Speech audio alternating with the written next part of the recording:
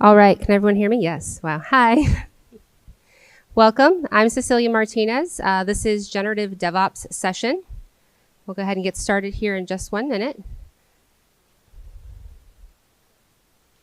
In the meantime, you can feel free to scan this QR code. It is a link to connect with me on social media. It also contains links to slides for this talk, as well as some other talks that I do in the community, as well as some meetups that I help to organize in the Atlanta area. I will also share a QR code for the slides again at the end. So if you'd rather, reserve your judgment, watch the talk, and then decide if you want to download them, I won't hold it against you. So.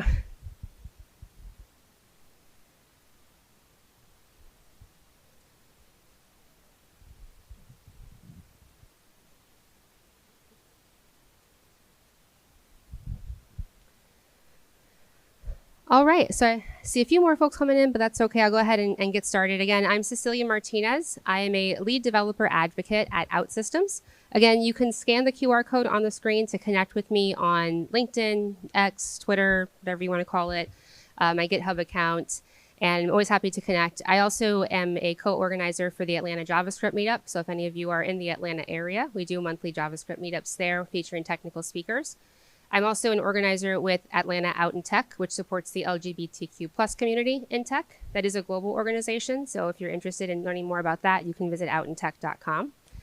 And you may also know me from my previous work at companies like Cypress and Ionic, which is now an OutSystems company. I primarily love working with open source developer tools and anything that helps make developers' lives easier.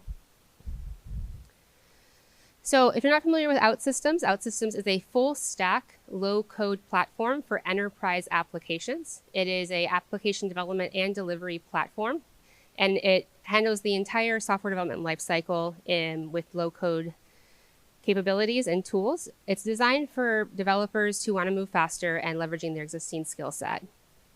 If you would like to learn more about OutSystems, we are a sponsor here. You can visit us at the booth, and happy to chat more about what that looks like. But today we're here to talk about generative DevOps, which you may be wondering, well, what does that mean? Is it just kind of a catchy term? And it's really, we'd like to talk about AI. But the first thing I want to do is ask a question here with a show of hands. So first question is, who is leading the AI initiative at your organization? So raise your hands if you are integrating AI at your organization from bottoms up. So if developers themselves are the ones who are pushing to integrate AI at their organizations. See some hands, okay.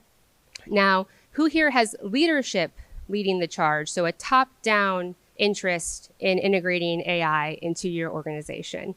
Yeah, that's more along what I expected, and that's a similar response that I've also seen from developers and organizations. Leadership is very, very interested in AI.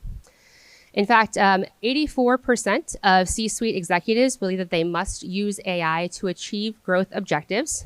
This comes from the Accenture Artificial Intelligence Summary Index. I wanted to make sure I read that correctly. And so there's a lot of pressure from leadership in your organization potentially to think about how can we use AI? Can we AI our coffee orders? Can we AI our app development? Can we AI this? Can we AI that? And there's a lot of pressure to do that because they believe that 75% believe that they don't scale within 5 years, that they risk going out of business entirely. And that's scaling specifically using AI. So there's a lot of pressure to say that we're going to get left behind if we're not using AI. And we need our teams to figure out how to do that very quickly. C-suite and leadership also has very high expectations for what they think AI can do. So this is coming from the Dynatrace State of AI 2024 report about what percentage of leadership expects things to happen from AI. So 93% expect that speed of software deployment and delivery will increase. 89% expect faster incident response. 88% expect that we'll be able to extend access to data analytics to non-technical employees through things like natural language querying and assistance. 88% expect teams to be able to predict and proactively resolve issues and incidents. And 79% expect that security analyst productivity will improve. So there's a lot of expectations here. There's a lot of thinking that AI will solve all of our organizational and technical problems. And that is representative of things all across the software development lifecycle. So We talk about the execution of these expectations, and we talk about the intersection of AI and software development. At OutSystems, we look at it through 3 different pillars. These are the 3 pillars of AI that we consider when we think about the intersections. The first is AI-powered apps, which is building apps that use AI. Then there's lifecycle with AI, which is optimizing the app lifecycle, and then development with AI.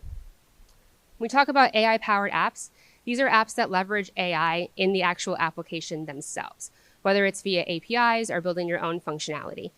So over the past 2 years, we've seen a lot of apps pop up that are essentially like ChatGPT wrappers or like integrating chatbots, and those are examples of AI-powered apps. And there's also apps that leverage AI, for example, to analyze data, generate text and images for recommendation and search engines. So when we talk about this pillar, we're talking about apps that actually use AI within the app itself. The second pillar is what tends to get a lot of attention in software development, and that is development with AI. So this is accelerating development and change using AI. So the one example that everyone probably jumps to is Copilot, right? It's using code generation tools or coding assistant tools. So how many of here have used something like Copilot or another code gen type tool, right? And how many of you have used ChatGPT to ask questions and generate code snippets that you then copy and pasted into your application? No judgment, I've done it too. And so there's also a lot of other different types of code generation tools. And so that is what gets a lot of attention when we think about the intersection of AI and software. There's also, low-code AI solutions, and there's also what we call app gen solutions, where you're not generating code, but you're generating actual pieces of UI, such as components or even entire applications. We're also starting to hear terms like digital worker, which is supposedly supposed to replace software engineers. Those are still obviously very early, and we'll see how that goes. But for the still human engineers that are in the room here, these tools are essentially an augmentation or an acceleration of our existing developer processes. In addition to code gen, we have this in the low-code world as well. What this may look like is this is an example of Logic Assistant. So in OutSystems, we have a completely visual development environment. This is an example of how we build out a logic flow. For example, it uses nodes, it uses arrows and everything. So we use a visual logic editor. So instead of generating code suggestions, we generate suggestions for what makes sense next in the logical flow based on what you're trying to accomplish. We also do have natural language data manipulation. So this allows you to build out queries in a visual platform, but using natural language prompts, such as give me all transactions in the last 90 days, greater than $500, whatever it may be. And it'll structure out those queries for you instead of needing to write that in SQL. So these types of tools, again, represent that development with AI pillar that are used for accelerating software development everywhere. Going back to coding assistants, however, we see that 81% of developers are using AI-powered coding assistants. Now, this includes ChatGPT, which is why it's such a big number. So if you've ever asked ChatGPT a coding question and used that code snippet, then you are counted in this 81% that they surveyed from the Code Signal Developers and AI Coding Assistant Trends Report. So it's a very generous number, but it is reflective of how much usage of AI-powered tools is happening in software development. And this is leading to productivity. We're seeing that leveraging AI for development results in productivity gains of 10% to 50%, depending on the complexity of the task. So the simpler the task is, productivity is higher, close to that 50%. The more complex the task is, you may only gain 10% productivity. And so, for example, if your code generation is increasing the number of, sorry, I think I just lost my slides here. And so there it goes. Okay. So for example, if code generation is increasing the potential number of security vulnerabilities in your code, and you're using AI coding assistants in order to resolve that, that's a more complex task. So you may not see as much of a productivity gain there. However, these productivity gains are happening at the app or the coding part of the software development lifecycle, right? Like we're really, really heavily skewed to how can we use AI to create code, specifically to build. So these productivity gains can actually throw off the balance of your software development lifecycle if you are only using AI and using a lot of AI in the code generation part of the SDLC. So for example, if you're generating a lot of new code because you're now introducing code generation tools into your processes, It may be that your quality team cannot keep up with those changes and those new pushes if you're not leveraging productivity gains in other parts of the SDLC. Or if you're deploying more frequently, but that's, causing more incidents to occur and you're not sure why. It's like, well, we're creating more code, we're pushing more features, but now we're having a lot more outages. And we are not accelerating other parts of the SDLC to accommodate that, and it's slowing us down. So this is a quote from Stephen Walters, field CTO at GitLab, and it's, the real constraint potentially within your organization may be later on within your life cycle. How you're doing deployments, how you're initializing your environments. By speeding the amount of work going into that constraint point, it creates a bottleneck. So if you're creating a lot of new code using AI and you're increasing that part of the software development lifecycle, it can create bottlenecks down the road if you're not also looking at the entire SDLC. So it's critical that if you are currently implementing AI into your software development processes, which, based on the hands that I saw earlier, leadership is probably getting you to do that pretty aggressively and pretty frequently. It's really critical that you are doing this in a balanced way across your entire life cycle, so you're not creating those bottlenecks and you're actually realizing those productivity gains that you're getting from code gen and from app development into all of the entire software development life cycle. And that brings us to kind of like the forgotten stepchild of AI when it comes to software development, which is lifecycle with AI. So this is actually optimizing your app lifecycle with AI. And this is essentially what the crux of this talk is that there's some use cases that are emerging in other parts of software development lifecycle and across your DevOps processes that you can use to optimize your entire lifecycle, not just app gen and code gen. So another survey statistic here, 83% of DevSecOps professionals said that implementing AI in their processes is essential to avoid falling behind. So we know that it's important that if we're already leveraging AI for app dev, we also need to leverage it in other areas of the software development lifecycle. But how do we get started with that? A lot of people have a question, well, I don't know where to start. And they typically, if they don't know where to start, they start with one of two things. The first is, AI as a panacea. So like AI for everything. Like, we're going to AI this, we're going to AI that. Yeah, we're going to do AI code scanning. Great, give me some code gen. Let's run our tests with AI. Let's, like I said, AI the coffee orders, right? And something where they kind of just do a see what sticks without necessarily having the good governance in place. Another approach is AI as like a disinfectant. So where can we introduce AI to fix our worst problems as an organization, the worst technical problems that we're facing as a team? Can AI solve those problems for us rather than trying to look at other solutions? But when it comes to AI, there's lots of considerations. The considerations when integrating AI into lifecycle management are reflective of the complexity of the lifecycle management as a practice.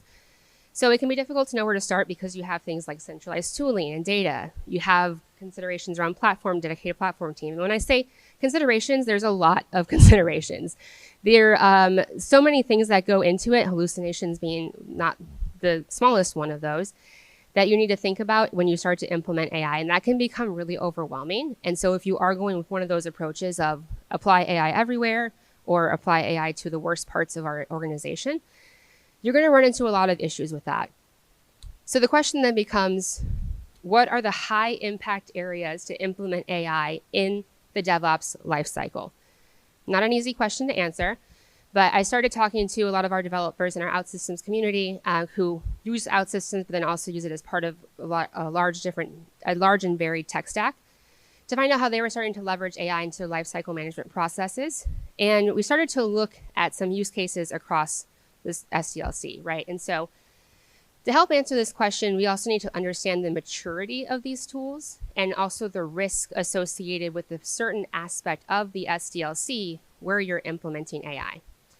We talked about code already. Code gen, copying and pasting code snippets from ChatGPT, that's something that's pretty well tread. And a lot of people talk about the risks associated with that, governance that you need to implement, and checks and balances. So another area that we're seeing that as well is monitoring. So leveraging AI for the monitor phase of your software development process. That's something that's a little bit more mature and also a little bit less risky because it's not actually generating code or things that are hitting your users. Instead, it's monitoring, and we'll talk about some use cases there as well. A few other areas of the lifecycle that we're starting to see also come into play is the build process. So the actual compilation or build of your application, depending on what type of language or framework that you're using. As well as deploying. This is potentially one of the riskier areas to leverage AI and one of the least mature, I will say. So we will talk about a little bit of where that's emerging there. And then also testing. So we are seeing some use cases for AI in testing of your application. This is a moderate risk, early maturity area as well. So we'll talk about some use cases here. But the point is if you over or under invest in any one area of the SDLC when it comes to integrating AI, it's important then you'll start to see bottlenecks and you may see issues and constraints appear. So it's important to look at this as an entire SDLC approach. But first we'll talk through some use cases and then I'll talk about some implementation options for how to approach this for your own organization. So let's talk about monitoring. So in this area, we're seeing a few different implementation of AI tools. I'm going to talk about a lot of different types of tools here in the next several slides. And again, I'll share the slides at the end as well. So in case the dark mode is a little bit difficult to read, you'll be able to access all of this afterwards as well. So the first tool I'd like to talk about is Dynatrace Davis AI. And this again is a monitoring tool. It allows you to, you can stream your logs via API to Dynatrace, and it has prediction-based anomaly detection. What that means is it actually analyzes problems that may appear in your logs in terms of errors and also in availability or outages. And then it will make predictions leveraging AI to determine what may be the root cause of that and also to predict any future outages that could occur.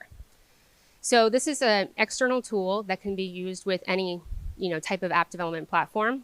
The way that we can use that with OutSystems is via log streaming. So in OutSystems, we have log streaming that uses the OpenTelemetry protocol. This includes all application and platform logs, and that is continuous near real-time streaming to the Dynatrace API in order to be able to then leverage the AI to review those logs and do prediction-based anomaly detection.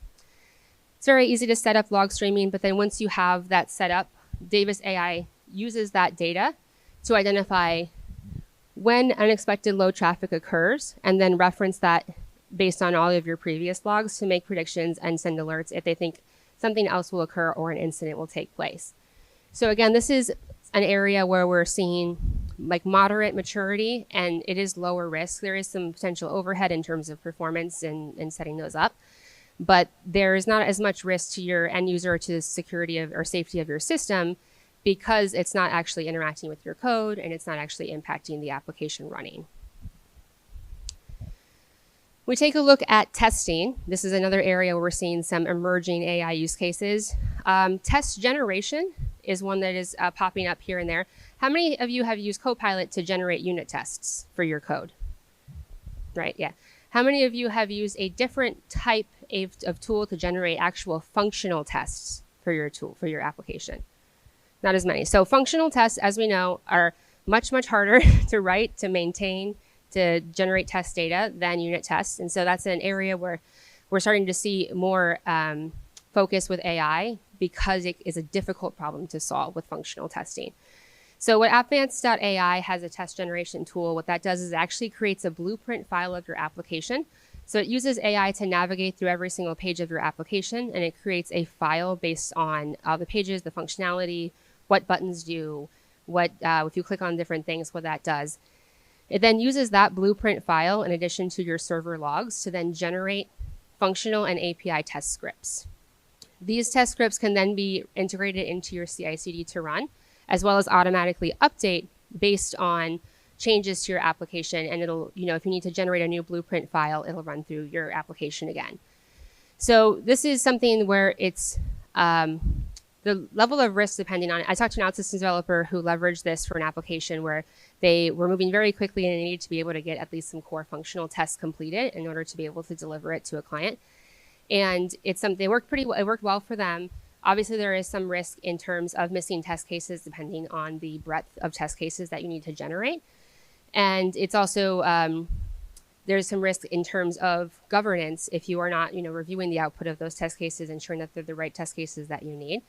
But this is an example of some emerging trends that we're seeing in testing in terms of AI, which is the actual generation of functional tests, which are as much more complicated than things like API and unit tests.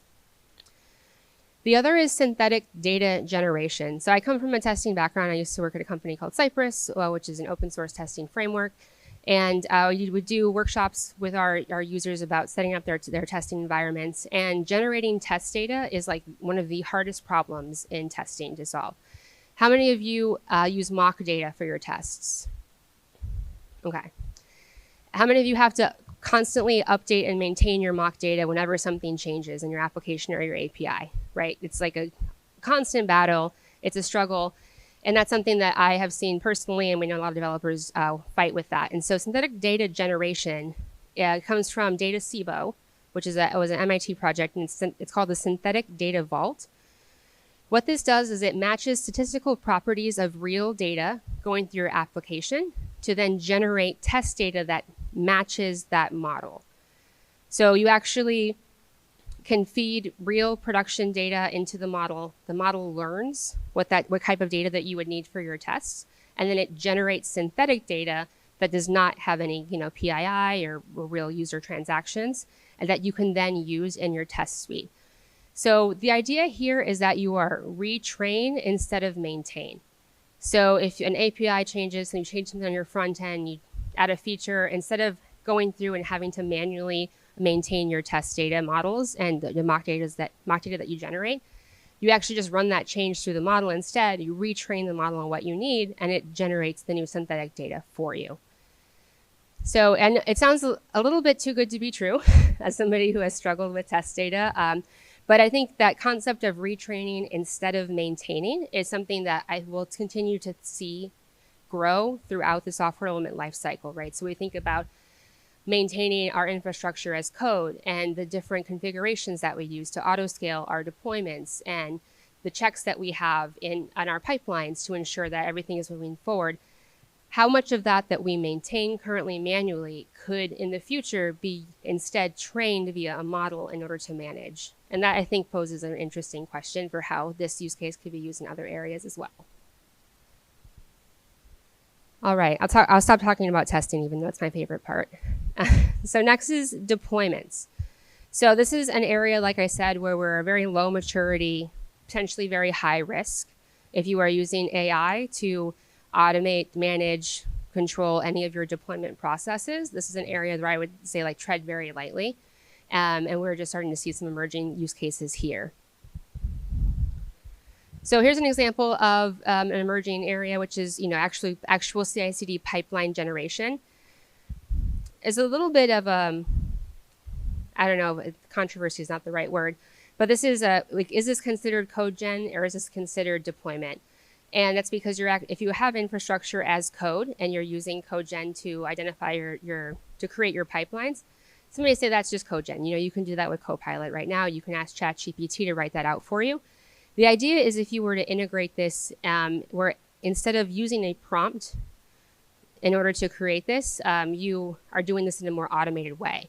And that's something that we're starting to see be explored. So this is something called Refraction. It's a natural language CI/CD pipeline generation tool.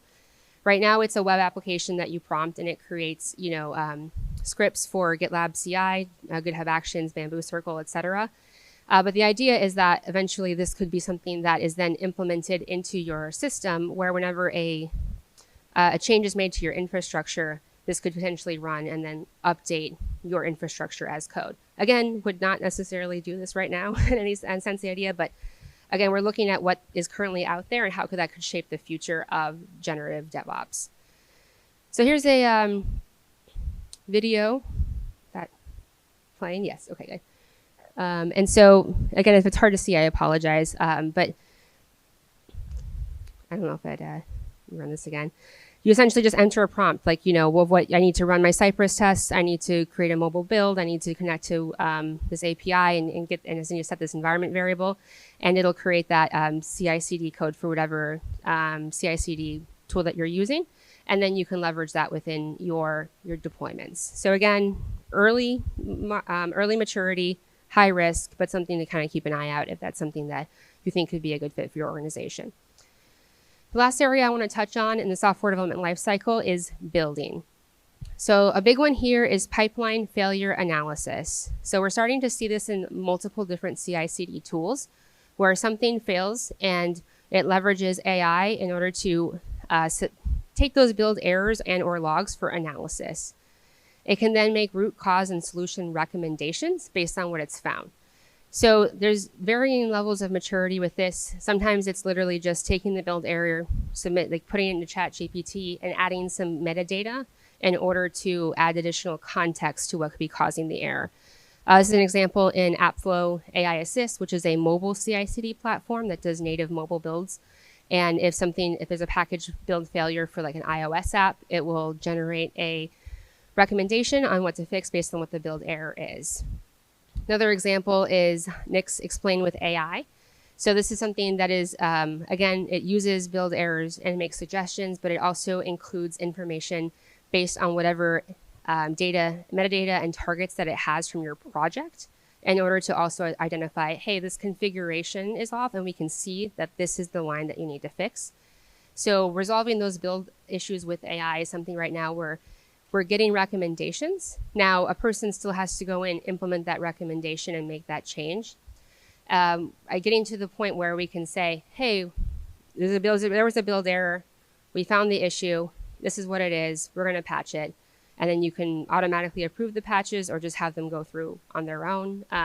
So again, this is something where it's still high risk if it's automated, low risk if it's just giving you that information, but also still pretty low maturity because this is essentially not an automated way of taking that build error, putting it in ChatGPT, and adding some additional context. So we took a look at testing, monitoring, building, and deploying different areas across the software development lifecycle where you can start to implement AI in addition to whatever you're doing currently with code part of the software development lifecycle. So what are some different ways to start to implement some of these strategies? Like I said, the two approaches that I tend to see are AI everywhere or AI where the worst part is. But you got to think about that AI is an accelerator. And so it's important to understand what areas will benefit from acceleration at your organization. So it's not necessarily a bad idea to start with the worst performing areas of your SDLC, but it's important to assess your current workflows and understand why is that the worst part of our SDLC. So if, for example, if you're struggling with your quality team being able to keep up with writing tests, is that something where test generation could be an accelerator because it's a resource issue? If your quality team is having trouble keeping up with generating tests because all the code that comes through to be tested is low quality and has to continually be sent back, then AI may not be able to help you there. That's an organizational issue that could be solved elsewhere in the software development lifecycle. So you can't just apply AI as a solution if you don't understand what the actual problem is. You have to find the problem, understand why it's a problem, and then say, is AI a solution? And so if there's an organizational structure role or other issue that needs to be fixed before integrating AI, AI will make that worse. You have to have a really good framework and governance set up in place before you start to integrate AI. And so that's where you need to identify where in the workflow it makes sense to apply an accelerator. So again, as an example I mentioned earlier about testing, AI can make sense if you're having an issue because you have trouble with the test data generation. That's something that's slowing you down because there's lots of changes being made to the API, and every time you have to write new API tests, you also have to create new data. That could be something where AI is the solution there for you versus manually maintaining that. And so this is all going to depend, on your existing limitations and your existing culture. Is your culture ready for AI at your organization? Do you have governance in place and guidelines in order to ensure that your experiments and your implementations that you're taking are going to be successful? So do you need to do training? Do you need to have security or change management processes in place? Is your team on board? Are you going to have, is your leadership want it, but your developers don't, and they're going to be fighting you every step of the way? You need to ensure that you have that culture because this is essentially a digital transformation at your organization once you start to integrate AI across the software development lifecycle. So you should tailor your implementation strategy with that mindset. In terms of risk management, so you have to have, legal compliance and security teams also need to be consulted and be involved, because you need to establish governance policies related to any data that goes in and out of your AI tools. I mentioned that monitoring is a relatively lower risk implementation because it is, outside of your application. It's not affecting your actual end users. However, if the logs that you're sending do have any data that should not be shared with an AI, or if you're using a model that shouldn't be used, that's something that you need to be able to understand. You also need to make sure that you know who has access to these tools and how integrated these tools are into your overall system. Ideally, you have a isolation and kill switch where nothing that you do that touches AI can affect the rest of your system without immediately being able to be disconnected and removed from your system, especially as you're first getting started. So a recommended approach is the phased approach that prioritizes integrating into your existing system versus building a new system. So look throughout your different processes and what is the easiest entry point where I can tack something on, quickly take it back out if something goes wrong, is a low risk area, and that would be a good place to start when it comes to implementing AI. And that's all going to depend on your organizational structure and the technical systems that you have in place. And so, the other thing is you have to ensure, like I said, when something goes wrong, that you have good logging. Logging, I think, is one of the things that is really underestimated when it comes to implementing AI. What prompt was used to generate that? Who generated the prompt?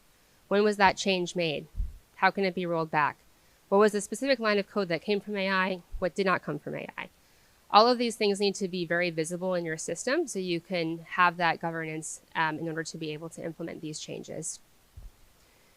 So I have a little bit of time left. I will have some time for questions after, but the next section I want to do is talk about our approach to SDLC AI with OutSystems and how we do that with OutSystems Mentor. So OutSystems Mentor is a project we've been working on for a long time. We released it for early access 2 weeks ago at our developer conference.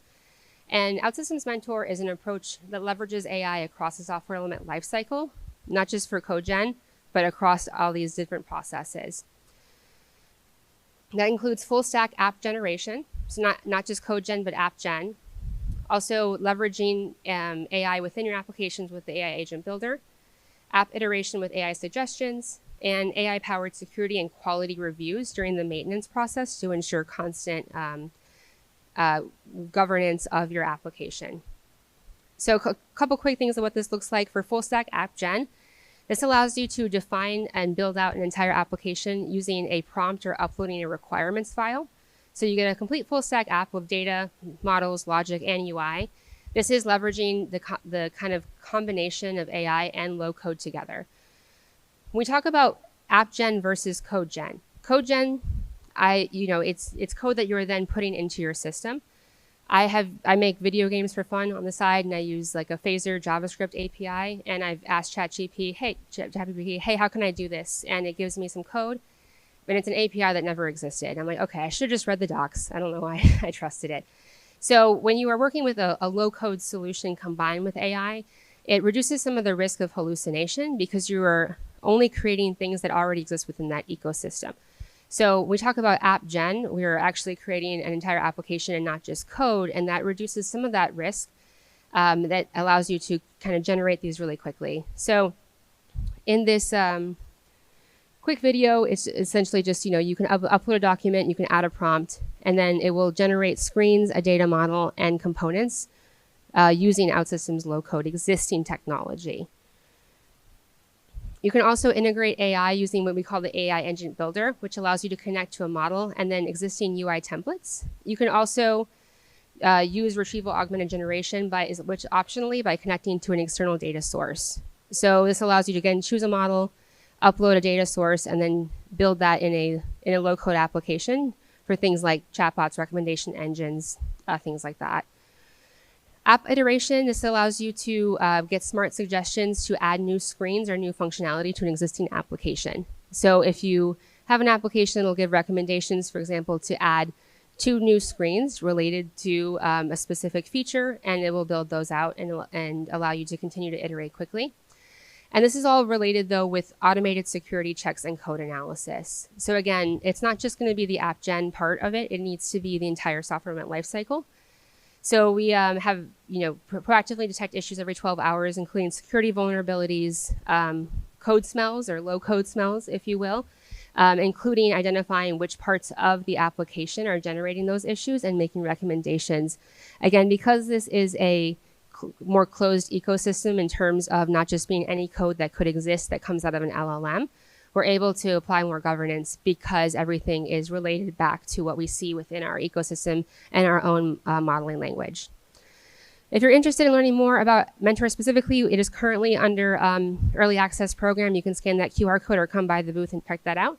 And if you have any other questions, I'm happy to answer them or talk about testing. I can geek out about testing forever, so that's always a good way to come open the conversation with me. But thank you so much. Again, this is the QR code to the slides if you'd like to save those to and check out any of these links to any of these reports for later.